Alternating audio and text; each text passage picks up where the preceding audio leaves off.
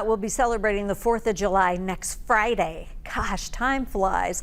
Well, there are already signs of the season popping up in Kansas. We have Max Dutton telling us what you need to know before lighting those fireworks in Wichita.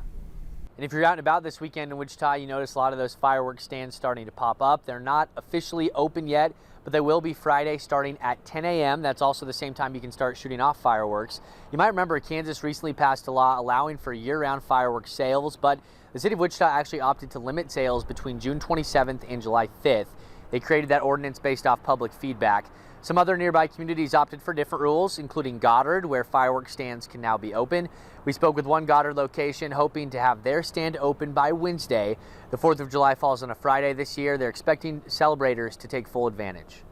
This year, we're going to have 2 weekends in here for sales. Once we hit about July 1st, it'll just steadily increase all the way up through the 4th. We'll be where there's no room in the parking lot. Everybody's in the tent. It'll be busy. And once again, you can begin buying and shooting your fireworks in Wichita on Friday.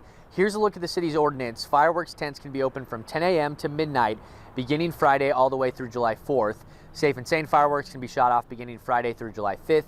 Aerial fireworks have a 3-day limit from July 3rd through 5th. You can shoot fireworks between 10 a.m. and midnight, but if you're caught breaking the rules, you could face a $1,000 fine that increases with repeat violations. Of course, Sedgwick County's non-emergency hotline is going to open up June 27th through July 6th. That's there from 6 p.m. through 3 a.m. You're asked to call that number with any fireworks complaints instead of calling 911. We have that number on your 12 News app and website and right here on your screen. Reporting in Wichita, Max Dutton, 12 News.